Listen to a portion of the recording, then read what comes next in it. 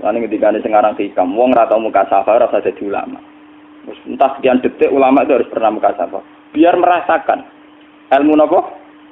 Ada. Tapi ilmu hajat itu bisa dilogikakan sebelum sampai secara musyahadah. Paling enggak bisa sampai secara logika. Manusia itu mulai Nabi Adam sampai sekarang itu kan punya roh. Dan roh itu tidak makhluk.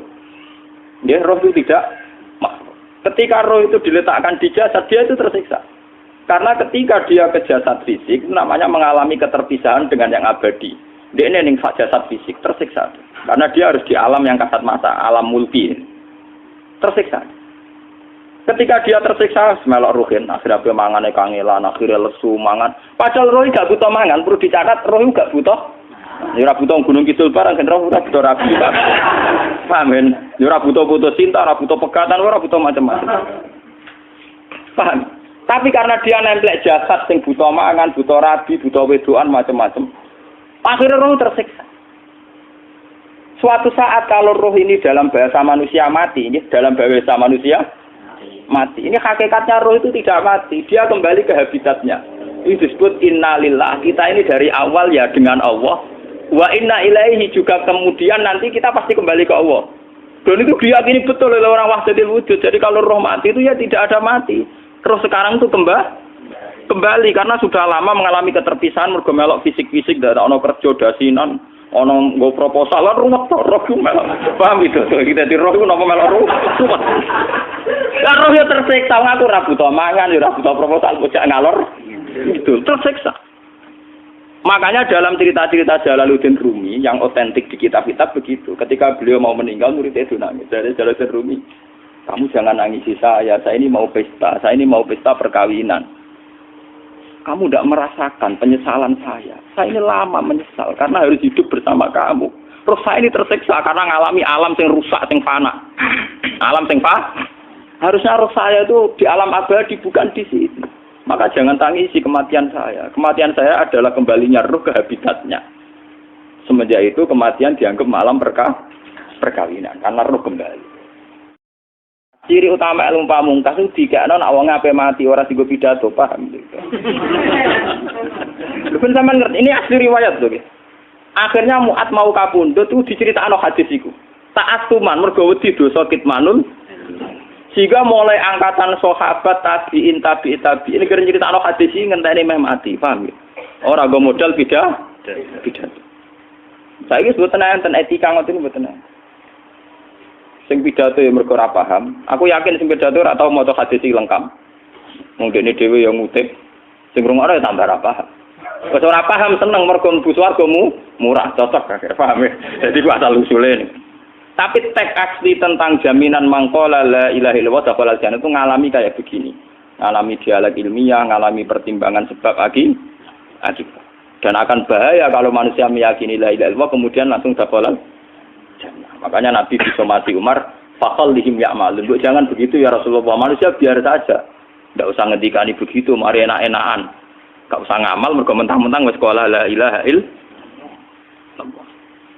Ya itu dari segi riwayat. Akhirnya dari Nabi sampai tabi'in sampai kita, riwayat itu sampai kita itu nunggu inda wautihi. Yaitu kalau sudah mau mati baru diriwayatkan ke muridnya, ke anaknya.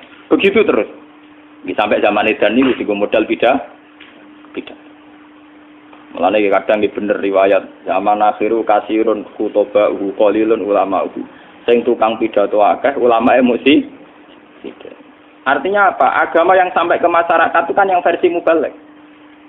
Karena rata-rata ulama ora iso pidato, mergo ora lucu.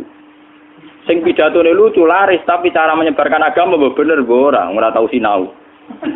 Lah dina mlepuk ping 3 le sinau kapan? Paham? Dina kok pidato ping iku lek mutolaah aku kapan? Gua boten nate pengajian teko. Mbok tampa kula ngundang pengajian gede boten nate. Omong terkenal.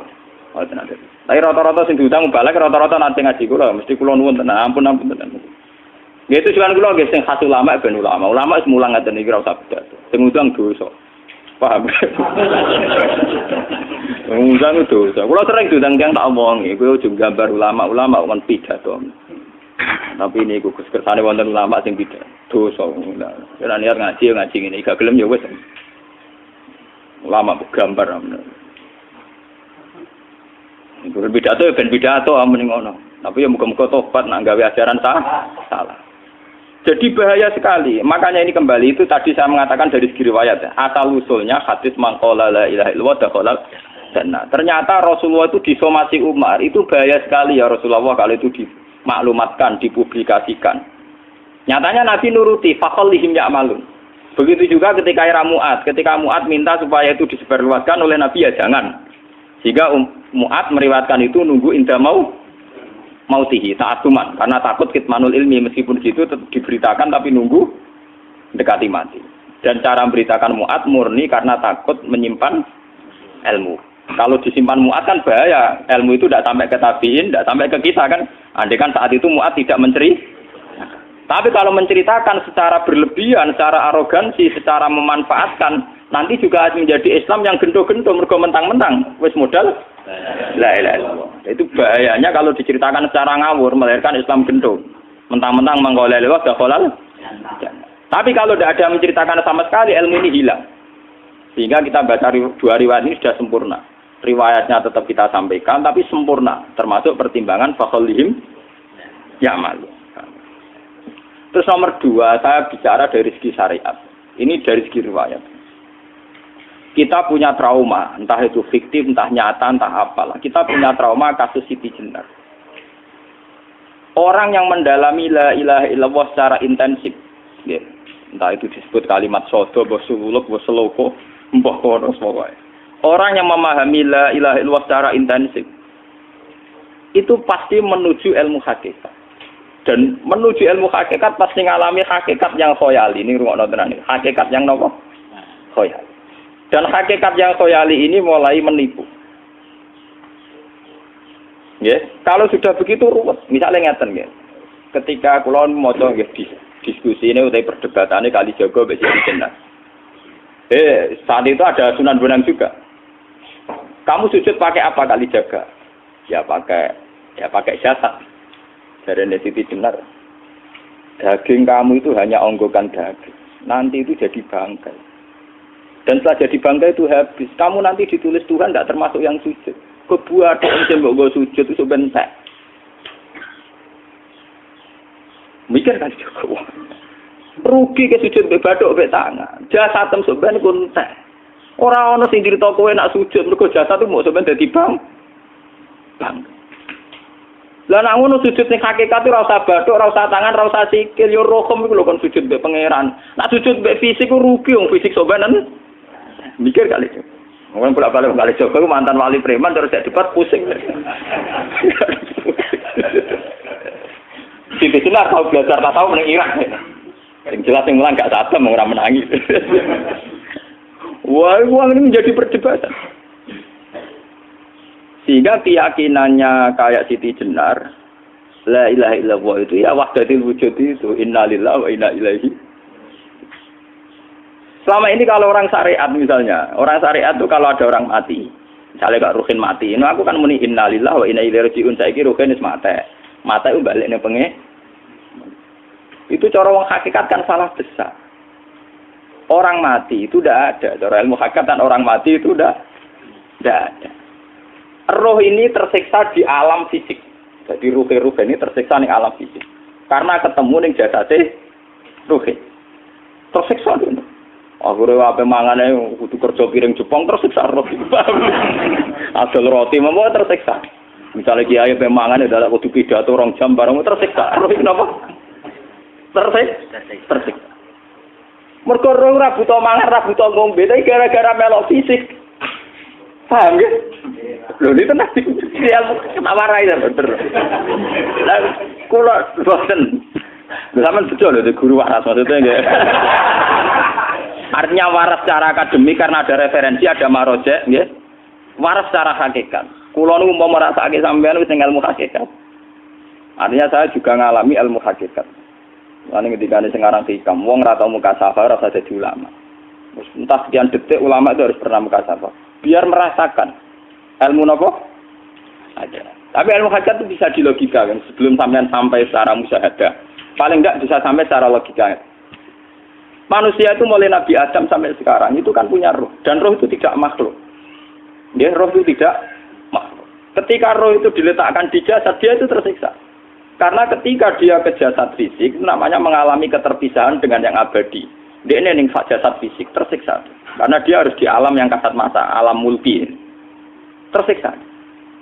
Ketika dia tersiksa, melok ruhin, akhirnya dia mangan kangelan, akhirnya lesu mangan. Padahal roh gak butuh mangan, perlu dicatat roh gak butuh.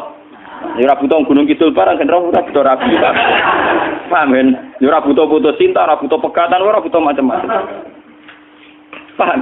Tapi karena dia nemplek jasad sing butuh mangan, butuh rabi, butuh wedoan macam-macam. Akhirnya roh tersiksa. Suatu saat kalau roh ini dalam bahasa manusia mati, ini dalam bahasa manusia mati. Ini hakikatnya roh itu tidak mati, dia kembali ke habitatnya.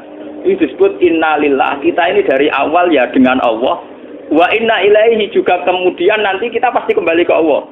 Dan itu diyakini betul oleh orang wahdatul wujud. Jadi kalau roh mati itu ya tidak ada mati.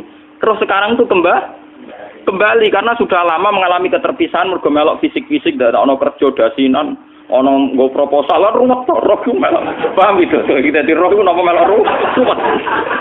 Lah roh ya tersiksa ngaku ra butuh mangan, ya ora butuh proposal kok ngalor. Itu tersiksa. Makanya dalam cerita-cerita Jalaluddin Rumi yang otentik di kitab-kitab begitu. Ketika beliau mau meninggal, muridnya itu nangis. Dari Jalaluddin Rumi, kamu jangan nangisi saya ini mau pesta, saya ini mau pesta perkawinan. Kamu tidak merasakan penyesalan saya. Saya ini lama menyesal karena harus hidup bersama kamu. Terus saya ini tersiksa karena ngalami alam yang rusak, yang fana. Alam yang fana. Harusnya roh saya itu di alam abadi, bukan di sini. Maka jangan tangisi kematian saya. Kematian saya adalah kembalinya roh ke habitatnya. Semenjak itu kematian dianggap malam perkawinan. Karena roh kembali. Walhasil nguniku cara ilmu tasawuf bahasa Arab jenenge wahdatul wujud. Kena Jawa, Yogya, Solo, Keadaan jenenge manunggaling kawula. Mergo sing rawan ngono rugen. Barang iki tak terangno detail. Jadi bathuk mesti iki buku sujud kan. Niku sampeyan ilang. Dadi seksine ora ono cara teorine sinten Siti? Rugi kowe. Jadi ya kentur. Lah kali coba mantan preman jak debat terus ora ngono mbok terus tak pateni kowe. Lah debat iki biar ra iso. Premane kumat. Ya sam preman jak debat ilmi. Ngono ku model. Kali Joko yo ora salah. Dise Sayyidina Umar nggih ngoten. Umar sahabat top. Lah isih debat atau milih patenane ya Rasulullah. Gak iso dene ilmiah. Mantar preman pasar ukat terus jadi sahabat top. Debat yang milih mate. Ada wonten cerita wong Yahudi njaluk keputusan Nabi. Bareng wis diputusno Nabi cek mamang. Ndak tenang keputusane ngono dalam sengketa duniawi. Bariku takok ya Ali. Ya Ali, aku mau sowan ning Nabi Muhammad. Dikai keputusan tapi mamang cara kowe pilih. Sampai Ali dikai keputusan persis kanjeng Nabi. Cek mamang neh takok Umar. Takok Umar aku mau sing Muhammad, ning Ali dikai keputusan kok mamang, Mar. Cara kowe piye? Urusan duit. Enteni iki. Entah dia melepuh buat apa? Uang diputus Nabi ora marah. Buat mati. Awe. Mereka mantan apa? Cara mantan intelektual kan ya wajar wong Yahudi kok percaya Nabi. Kan bareng cara Ali wis gak percaya wis kandhani. Ora mesti cara Ali kan. Lah ora apa pateni. Ya wajar wong Yahudi kok percaya Nabi, nak percaya ora gitu Yahudi Muslim. Lah Ali itu Gus Dur. Lah Gus Dur beda piye tenang. Ali nyen ngoten watake ngoten. Nasibe padha. Ali itu ilmuwan yang jadi presiden gak sukses. Sing niru Gus Dur. Mergo ning dinggo negara wong pinter mimpin ra sukses. Wong pinter gampang maklumi. Lah misalnya kita jadi kiai wong pinter. Pak Yai santri ini pacaran. Maksud jangan anak cerita besok. Wah ruwet. Terus malah dalil zinalina subuh syahwat minan. Piye pondok tanpa pelaturan. Paham ya? Ruwet tau? Mulane aja geman, iki kiai pinter teman-teman aja geman. Sing biasa wae ana syariate sithik-sithik. Sing kamane ana santri pacaran tersinggung, ana santri nakal tersinggung, sing ana rasane lha donya ana napa? Dadi nek guru kula nu urusan ilmu semi hakikat, mulane mon gitu. Sehingga kayak Siti Jenar, cara pandang Siti Jenar tuh masuk betul ning gone pemikiran para santrinya. Kados Ki Ageng Pengging siapa masuk betul karena masuk akal. Cara mereka napa? Betapa tidak ada artinya fisik ini. Nah, kalau semua fisik ini tidak ada artinya, kemudian yang ada artinya itu roh, perjalanan apa? Perjalanan roh, sehingga diartikan inna lillah wa inna ilaihi raji'un. Inna sholati wa nusuki wa mahyaya wa mamati lillah. Lah kemudian sekarang sampean tak tanya misalnya ini latihan ilmu hakikat. Wa mahyaya lan penguripan ingsun. Kalau ingsun itu artinya fisik atau jasad, itu keliru besar karena jasad tidak pernah hidup. Yang hidup itu roh. Paham ya? Sekarang artinya wa mamati itu apa? Kematian ingsun. Kalau roh itu tidak pernah mati, berarti kematian roh adalah keterpisahan dengan yang agung atau yang abadi. Dan semuanya itu lillahi rabbil alamin. Sehingga mereka mengatakan kematian itu satu pesta. Mulane kados Bilal ditakoki, ya Bilal, ketika murid-muridnya nangis bergape mati, Bilal ge seneng ae. Godan nalqal ahibbah Muhammad dan wa hisbah. Ya nak mati malah seneng tuh ketemu kekasihku. Sebab itu kematian tidak pernah jadi problem bagi mereka sing soleh, sing menembus ilmu hakikat. Paham? Tapi ilmu hakikat kayak ini itu yang diyakini Siti Jenar, diyakini Jalaluddin Rumi, diyakini para wali-wali wahdatul wujud. Dulu Syekh Husain Sinten Al-Halal. Itu kemudian melahirkan prahara syariat. Prahara apa? Syariat. Sebab itu Wali Songo, oke Siti Jenar benar dalam filosofinya, tapi harus dibunuh. Karena menjadi prahara syariat. Sama dengan yang dikatakan Nabi itu benar, tapi menjadi prahara syariat. Akhirnya disomasi oleh Umar radhiyallahu anhu. Jadi sebetulnya sama, pola-pola ceritanya sama. Intinya sebuah ilmu hakikat harus dikawal napa? Syariat. Nggih kula bolak-balik, contoh paling gampang wit pisang. Wong nak mangan gedang kulitnya tetap dibuang. Tapi umpama gedang dari awal ora usah kulit, ra sido dadi gedang. Paham nggih? Meskipun kon ape dipangan ya dibuang. Tapi kita tidak bisa membayangkan pisang dari awal tanpa napa? Mbah kekeringan, mbah bosok, mbah ra sido dadi napa? Pisang. Terus pentingnya syariat lagi begini, malah penting ngaji wali-wali syariat yang pinter kados Sunan Kudus, kados Sunan Bonang. Andai kan tidak ada syariat itu dunia pun mesti rusak. Contoh paling gampang masalah pornografi, porno aksi. Jadi jenar aja omongi ngono ibu ngakak-ngakak deh. Dari pangeran wis pirsa, kowe nek klambi pangeran ora tentu ya ora usah klambenan. Wong ora ana gunane. Kalau yang paling penting tuh nazarullah, kenapa kowe klambenan barang, wong kowe klambenan ora pangeran tetap pirsa. Nyatane si jenar nak mulang nggih coba kambenan nang intine napa? Dinya ada nabi Sunan Bonang. Nah kowe percaya kabeh nazarullah ora usah napa? Klambenan. Tetapi teori ora usah klambenan yo dinggo tenan. Mulane nek pas wiridan aliran sesat ciri utama. Kira klambenan tenan. Lah ruwet to. Lho iki tenan iki cerita, iki pentingnya ngaji nggih. Ben sampean ngerti variasi riwayat, kemudian kita orang syariat harus kayak apa, kemudian kenapa menjadi aliran wahdatil wujud.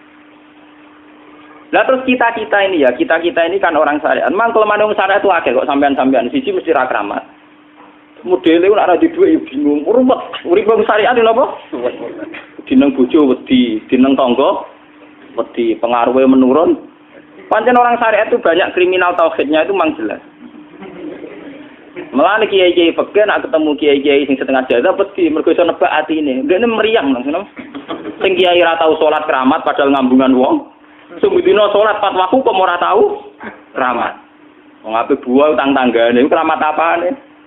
Sing kono ngawar ngawur sowan pirang. Meriang oleh wong syariat ngadepi wong hakikat napa? Mulane jogeman ge dadi wong syariat sing ngene iku bahaya. Nah, kula mboten ngarah. Sampai dadi wong syariat sing ra keramat. Bahaya sekali itu bagi perjalanan agama.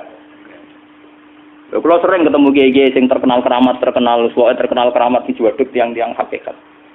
Si tantang kanca-kanca kalau wani, nah tantang aku tetap rawani kok. Mikir deh. Karena orang yang sama-sama ke jalur hakikat tetap punya alamat, tetap wonten sima fi wujuhi min asaris. Cara pandangnya mesti sama. Kalau nanti ketemu murid, ya artinya yang ikut aliran Siti Jenar, dia ada sholat, ada apa, hidup di satu tempat gitu. Padahal dia bisa baca ihya. Dulu pernah mondok di Mekah, pernah di Irak. Niku ya meresahkan para kiai. Kemudian sebagian mereka minta saya suruh ketemu. Ya walhasil kalau ketemu pertama ya. Jenengan Gus Ba, tapi zaman Rasul niku teu pernah tak arani muka sapa. Nggih biasa mawon. Kula ora usah kenal jenengan nggih kenal. Dadi nggih kula nggih biasa mawon. Lah niku pernah ngajari ajaran ning. Saya lha Gus ning donya tak enteni mau turu ngenteni mati ngono lho Gus kok repot. Ucapan kula terus enak. Sampai jare wong hakikat wong ngenteni mati barang. Ya mati yo saiki iku. Ora usah ngenteni saiki padha-padha wis napa? Wis mati. Ya saiki wis padha-padha wis urip. Wis padha kabeh. Nah cara ilmu hakikat kan terus sama semua. Napa? Sama semua. Tadi makanya itu tadi. Kalau baleni malih logika hakikat itu begitu ya. Roh itu ditiupkan oleh Tuhan ke kita. Kemudian roh karena ikut alam fisik, alam jasad, roh ngalami yang kita alami.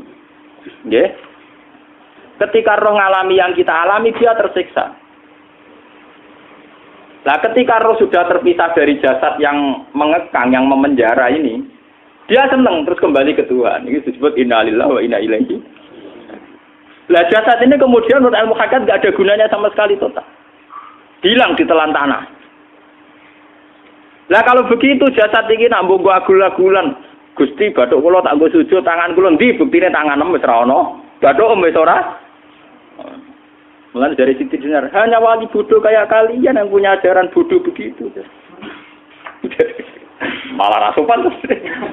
Mulane Sunan Kalijaga semangat kon mateni mergo tambah omongane glodro dindi.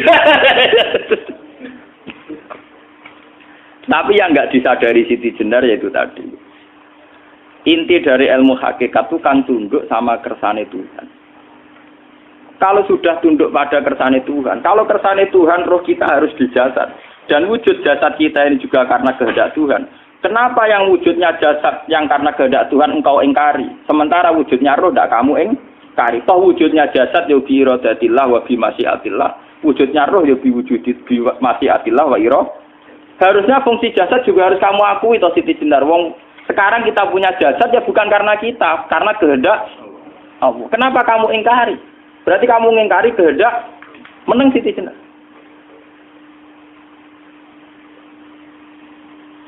Makanya hakikat yang pertama Semi itu pasti khayal. Lah Siti Jenar itu hakikatnya baru yang sampai khayal itu. Jika dia tersesat. Sebetulnya kalau sudah hakikat beneran itu tidak perlu khayal begitu. Artinya tidak perlu khayal jasad kita sing senajan ora ana gunane ini. Tetap piye wae wujudnya karena kehendak Allah. Juga kita harus terima. Apapun kekurangannya, apapun kenaifannya, ironisnya harus kita terima. Ini sebagai bentuk penerimaan kita pada masyiatil. Begitu juga keadaan roh kita sebagai penerimaan atas masyiatil. Meskipun ada teori-teori roh yang lebih valid. Lebih valid misalnya begini. Kanjeng Nabi itu suatu saat ininya terputus karena perang Uhud. Itu Kanjeng Nabi dia dolanan drijine ini. Napa cara niki napa jari jemari ini Nabi putus. Iki dolanan. Jadi Nabi sendiri kadang sering ngajarkan ilmu hakikat. Hal lagi illa usbun udmiyat wa fi sabilillahi ma lafitu. Kowe ora trimo fisik, bentuk fisik jari jemari sing ditebir berdarah. Tapi nak kowe wis fi sabilillah ayo wis balik ning habitatem. Sehingga kenapa para sahabat itu ketika dicincang, ketika putus tangannya, putus kakinya. Sahabat yang usul ke ilmu hakikat itu malah senang. Karena jasad kita ini kan ila sabilillah menuju jalan Tuhan. Sekali dia sudah terluka fisabilillah itu sudah menemukan formatnya. Cara teori Cina sudah menemukan formasinya. Paham gitu? Orang kok malah ngeluh itu berarti goblok kena ngeluh. Paham tak? Paham ini apa? Jadi, makanya Nabi ngertikan ya itu sudah ketemu formatnya. Ketika rohnya para syuhada nanti kembali ke Tuhan, ya ketemu formatnya lagi. Itu disebut wala taqulu lima yuqtalu fi sabilillahi amma. Dia tidak mati sesuai formasi awal, yaitu roh kembali ke Tuhan dan jasad ikut mengawal.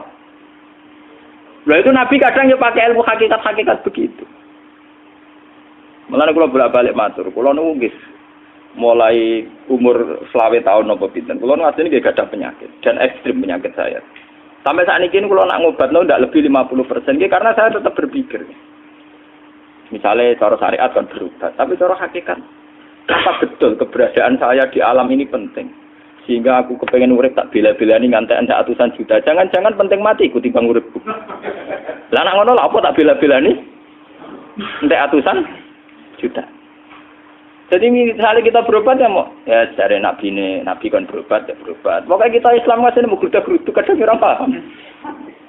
Sekali kamu mengamati dengan sisi hakikat. Coba sekarang sampean pikir, coba sekarang nggak pakai logika hakikat, pakai logika syariat saja. Saya ini misalnya asetnya 10 juta, misalnya, saya punya aset 10 juta. Tapi misalnya aku rugi nawan atau dipengaruhi di masa depan sama nih, kalau pulau kan soalnya cara teori di masa, misalnya pulau rugi, artinya kere di duit 10 juta aset. Tujuan saya sembuh kan supaya aku iso sembuh sehat, engkau iso kerja untuk anak. Tapi karena saya sakit nanti operasi tidak 10 juta. Operasi ndak 10 juta. Wong aku repair mesti iso marisi anak. Apa meneh nek 10 juta tak ada gue berobat malah jelas ra iso marisi. Lah nek ngono penting matiku ya dibanding 10 juta. Karwan iso diwaris langsung. Sementara nek aku mari dibiayai 10 juta rong mesti mari 10 juta mesti entek. Artinya tidak ada jaminan kalau berobat itu secara visi ke depan lebih baik. Soalnya malah ngentekno donya enggak jelas akibat positifnya. Misalnya tetap lumpuh, duit teori loh, Bapak artinya apa? Teori hakikat tetap lebih benar bahwa hidup itu tidak ada artinya, semua itu tidak ada artinya. Berobat apa enggak berobat semuanya tidak ada arti. Teori loh gini. Sehingga kalau kita tengah-tengah aja tengah-tengah, kasus kula misalnya loro nggih berobat. Gusti separuh kula nglakoni syariat, tapi sebagai kula ulama fikih separuh kula lakoni apa? Jadi kula tetap mboten ngarah obat 100%. Tapi orang Arab berobat wong kula tiyang napa? Syariat. Tapi memang faktanya itu begitu. Cara Kanjeng Nabi kadang Kanjeng Nabi berobat. Kadang Kanjeng Nabi wis nikine tercincang digeguyon. Wa laki illa usbuun utwiyat. Ora mbok driji sing gak melok-melok. Nah, bukti bahwa jasad ini begitu tidak penting.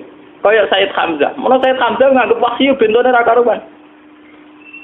Kalau teori Siti Jenar itu benar, teori Jalaluddin Rumi benar teorinya, orang kok rasolate lho guys, maksudnya nang anut rasolate. Benar cara analisis roh. Ketika Sayyid Hamzah dinyatakan mati oleh manusia, oleh hukum manusia dinyatakan mati karena dia sudah tidak bergerak. Dalam teori hakikat kan rohnya Sayyid Hamzah sudah fi khawasili tuyurin khudrin. Rohnya sudah diambil Tuhan, tidak mati. Paham ya? Ketika rohnya Sayyid Hamzah sudah diambil, jasad ini sudah tidak punya rasa. Sekarang secara syariat kasat mata kita tahu, wong jasad nak diinfus, di sayat-sayat dioperasi ora kroso. Apa meneh saiki ruhe wis bisa.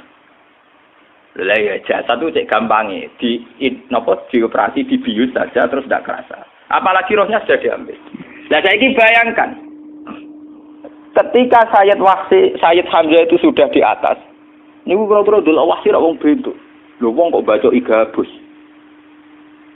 Ketika jasad benar-benar tidak penting, kemudian jasadnya Sayyid Hamzah kan dicincang oleh wahsi. Ketika rohnya sudah diambil kan Hamzah tidak merasakan. Berarti Sayyid Hamzah guyu-guyu wahsi. Wahsi cek bentuk nih gabus dicincang. Paham ya? Lho niki tenan. Artinya ketika pandangan manusia iba kepada Sayyid Hamzah karena dicincang, dimutilasi oleh wahsi. Wahsi tidak mengalami Pak Sinten, Sayyid Hamzah tidak mengalami apa-apa karena rohnya sudah bersama Tuhan. Dan iso wae Sayyid Hamzah malah guyu-guyu wahsi. Cek goblok gabus kok dicincang. Lah nak ngono rak mirip, makanya dalam hal ini itu dalam teori roh itu sebetulnya Siti Jenar tidak sesat dalam teori roh. Tapi jangan katakan itu penemuannya Siti Jenar. Siti Jenar itu terlambat. Sebelum itu ada Husain Al-Khallas. Sebelum itu ada Jalaluddin Rumi. Sebelum itu juga ada sahabat, ada nabi. Cuma cara aplikasinya Siti Jenar melenceng. Jadi jangan katakan kok tak kampus-kampus. Itu pendapat Siti Jenar itu malah goblok meneng. Siti Jenar itu sanut, paham? Nggih maksud apa? Wis sanut. Nah, teori yang sama terjadi pada Yesus Kristus. Ketika Yesus misalnya secara lahir dicincang, dimutilasi, diapakan oleh orang Yahudi. Sebetulnya rohnya dia sudah bersama Tuhan, kembali ke Tuhan Bapa, nah cara Kristen. Nah cara Islam ya balik ning pangeran. Andaikan itu iya, itu ya tidak ada masalah karena hakikatnya dia tidak dicincang, tidak dibu. adekan iya lah. Tentu menurut Islam yang dibunuh Yudas atau siapa itu yang masuk bialah. Tapi sama sebetulnya teorinya sama. Kalaupun ya ada masalah. Oke, kalau misalnya Nabi Isa karena ada kontroversi menyangkut dia atau Yudas. Sekarang yang Zakaria dan ya. Zakaria ya itu dicincang betul oleh orang Yahudi. Matinya dimutilasi. Tapi dia tidak apa-apa. Karena ketika beliau dicincang, rohnya sudah diambil. Ini rumah tenan kan. Bener untuk kendel mati paham kan ya. Jadi maksudnya ini kalau ajari nak mati itu tidak problem. Ya ini kalau urip mati loh. Nah ini bersamaan paham ya. Kaitan la ilaha illallah ini nanti semuanya sama kaitan sama apa?